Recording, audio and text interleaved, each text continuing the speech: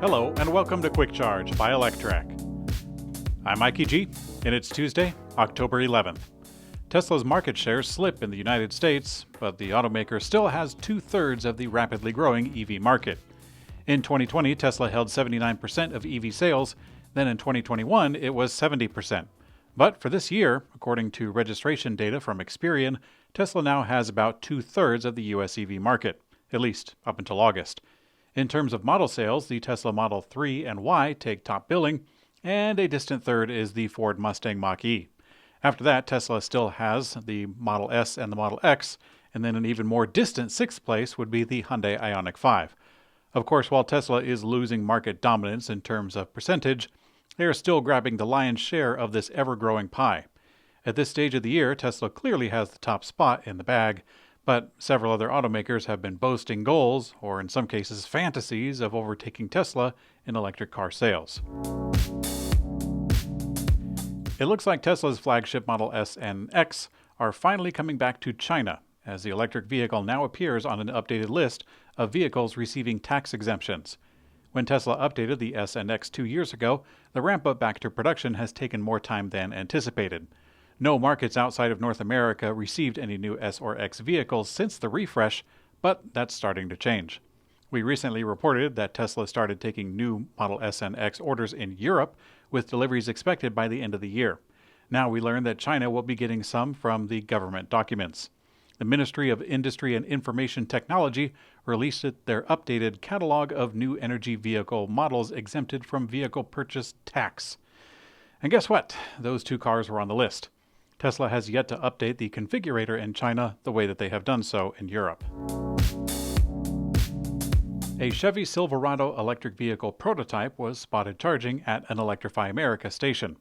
There wasn't too much that we can glean from the spotting, other than GM is perhaps loosening restrictions on where the vehicle travels.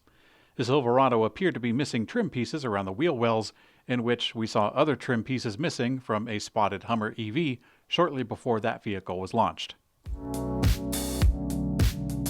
Honda has announced a major investment in producing EVs and batteries in the USA.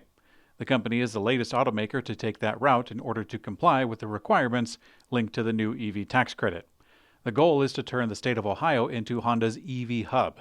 Honda is investing $700 million into 3 separate Ohio plants to retool for electric vehicle production.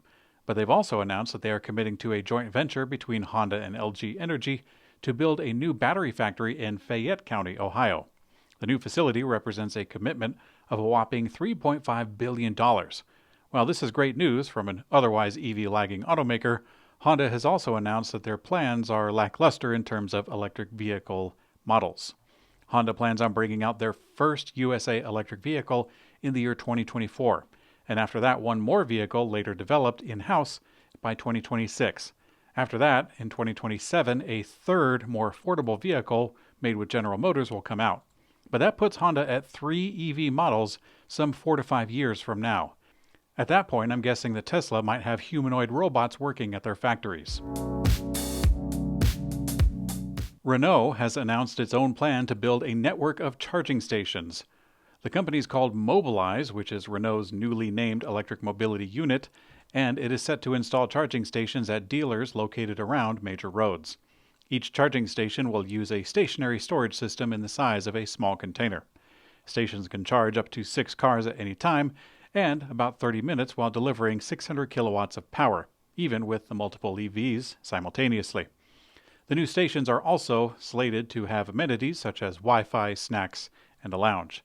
The first stations will open up in southern France in a few months, followed by some 200 more by mid-2024 in Spain, Belgium, Italy, and then filling in more of France. If you're curious, Tesla so far has installed 10,000 individual superchargers in 30 European countries. General Motors has announced a new energy management service business called GM Energy. This new business will consist of Ultium Home, Ultium Commercial, and the previously announced Ultium Charge 360. Just to summarize, Ultium 360 is GM's charger network, Ultium Home will cover residential energy, and of course, Ultium Commercial for business use. GM's energy-connected products and services will eventually offer bidirectional charging, vehicle-to-home capabilities, vehicle-to-grid capabilities, stationary energy storage, solar products, software applications, and cloud management tools, with microgrid solutions, and even hydrogen fuel cells. With the GM announcement of solar applications, this comes with SunPower, a company who has signed an agreement with GM to help develop the home energy systems that will combine solar and stationary power into one cohesive unit. I'm not sure where they're going to install that. The GM team shared that they expect all of their new Ultium Home and Commercial products to enter production by the fourth quarter of 2023. Okay, it is opinion time. I'd like to highlight that it seems that Tesla's Playbook is the one to follow. Aside from general battery and electric vehicle investment that's been happening, the news of Renault making a charging network and General Motors making a home and business energy effort, it really travels the path that Tesla has already tread. I suspect that legacy automakers would be more than happy to follow Tesla with selling direct to customers, having their own charger network, and someday having robots be their workforce. I anticipate Tesla will maintain their lead for some time, and other companies will be running those tracks, claiming innovation all along the way. I was once told that when you publicly announce your personal goals, some people will sneer with doubts. But after putting in the work and achieving the goal, it's those same people who said that it wasn't possible who will now say, "I was there, I knew you could do it." We're seeing that in a business sense right now. It's easy for us as long-term EV enthusiasts to climb up on a high horse and say, "I told you so," but any grown-up will know that that's not the most tactful way to make and keep friends. I've kind of been bouncing around with this one, but hopefully you follow along with me. In today's community comment found on YouTube, some of you expressed your bafflement at the CEO of Chrysler stating that they aim to take on Tesla. Like you, I was caught off guard by this one. Ford and General Motors have made similar claims, but they have also committed a huge investment into EV production. In GM's case, they announced $7 billion in one facility, their largest investment to date. But, wouldn't you know it, Stellantis, the parent company of Chrysler, they have two. Back in their EV day of 2021, Stellantis announced totaling investments of electric vehicles of 30 billion euros. If it was only a money game, then Stellantis definitely has some weight to swing around. Of course, these plans don't mean that they've already spent the money. They're just announced plans, and they very well could change. But the big reason that I don't see Chrysler catching up to Tesla is simply branding. Correct me if I'm wrong, but Chrysler's claim to fame is really coming back from the brink of bankruptcy. Whether it's the Chrysler K car or the PT Cruiser or the Chrysler 300, these programs helped them narrowly escape death several times. But has Chrysler as a brand, just Chrysler, ever really captured the #1 reputation for all that much? Tesla, I think we already know, is synonymous with electric vehicles, and yeah, they're going to stay that way for quite a while. Thanks for watching Quick Charge by Electrek.